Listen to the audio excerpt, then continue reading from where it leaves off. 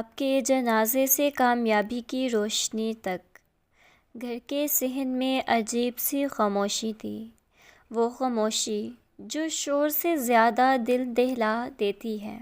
دروازے کے باہر لوگوں کا ہجوم تھا، مگر اندر کمرے میں 4 لڑکیاں دیوار کے ساتھ سمٹی بیٹھی تھیں۔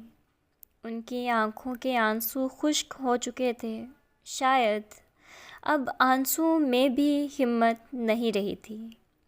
سامنے چارپائی پر سفید چادر میں لپٹا وہ وجود جس کے سائے میں انہوں نے چلنا سیکھا تھا، جس کی آواز میں انہیں دنیا کا تحفظ محسوس ہوتا تھا، آج اسی کا جنازہ اٹھنے والا تھا۔ یہ عبدالرحمن تھے، ایک خاموش عبادت گزار محنتی باپ۔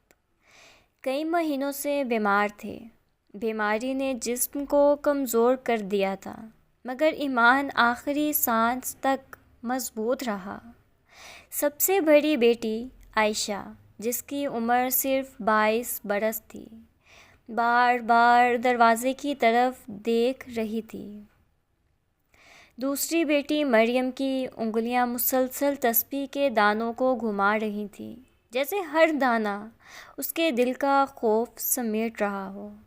تیسری بہن حفصہ خاموشی سے ماں کا دوپٹہ تھامے بیٹھی تھی، آنکھوں میں سوال اور دل میں ڈر۔ اور سب سے چھوٹی زینب، وہ تو جیسے وقت سے پہلے بھری ہو گئی تھی، آنکھوں میں آنسو تھے مگر زبان پر خاموشی۔ جب جنازہ اٹھایا گیا تو ماں صابرہ بی بی نے بس اتنا کہا، بیٹیوں، اب ہمارے لیے اللہ ہی کافی ہے۔ یہ جملہ چاروں بیٹیوں کی زندگی کی بنیاد بن گیا۔ باپ کے بعد کا پہلا دن۔ عبدالرحمن کے جانے کے بعد گھر ویسا نہیں رہا، وہی دیواریں، وہی کمرے، مگر سکون کہیں کھو گیا تھا۔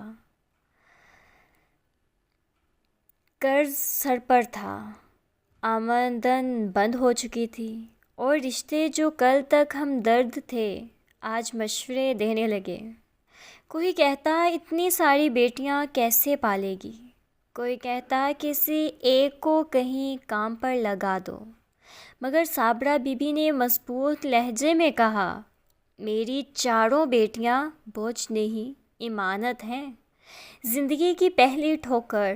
عائشہ نے سلائی سیکھنا شروع کی، مریم نے محلے کے بچوں کو پڑھانا شروع کیا، حفصہ نے گھر میں رہ کر کپڑوں پر کڑھائی کا کام سنبھالا، زینب اسکول کے بعد گھر کے کاموں میں ہاتھ بٹاتی، مگر زندگی نے آسانی سے قبول نہیں کیا۔ کبھی بجلی کا بل، کبھی کرایہ، کبھی ماں کی دوائی۔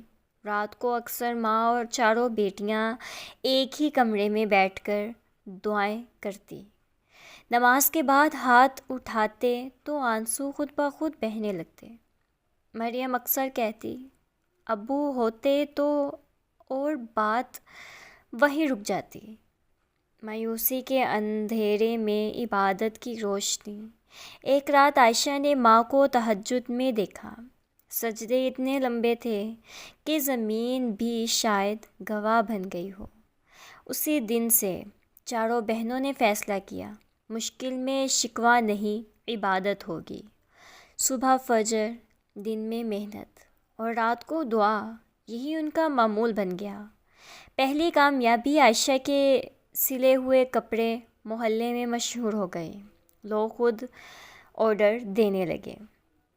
مریم کے پڑھائے بچے اسکول میں نمایاں نتائج لانے لگے، حفصہ کی کڑھائی بازار تک پہنچنے لگی، زینب نے اسکالرشپ حاصل کر لی۔ یہ چھوٹی چھوٹی کامیابیاں تھیں، مگر ان کے لیے کسی خزانے سے کم نہ تھیں۔ صابرہ بی بی اکثر کہتی، میں نے تم چاروں کو ٹوٹتے دیکھا تھا، آج تمہیں جڑتے دیکھ رہی ہوں۔ وقت کا امتحان اور حوصلے کی جیت ایک بار پھر مشکل آئی۔ عائشہ بیمار ہو گئی، کام رک گیا، گھر میں پیسے ختم ہونے لگے، مگر اس بار وہ چاروں بہنیں نہیں ٹوٹی۔ مریم نے اپنی جمع پونجی نکالی، حفصہ نے اپنا زیور بیچ دیا، زینب نے ٹیوشن بڑھا دی، اور ماں نے صبر کو اور مضبوط کر لیا۔ یہ وہ لمحہ تھا جہاں انہوں نے سیکھا اکیلے گرنا کمزوری ہے، مل کر کھڑے ہونا طاقت ہے۔ کامیابی کا سورج۔ چند سال بعد عائشہ کا اپنا سلائی سینٹر تھا۔ مریم ایک اسکول میں استاد بن چکی تھی۔ حفصہ کا کڑھائی کا کام ایک پہچان بن گیا تھا۔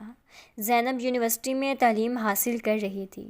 وہی گھر، مگر اب دیواروں میں امید کی آواز تھی۔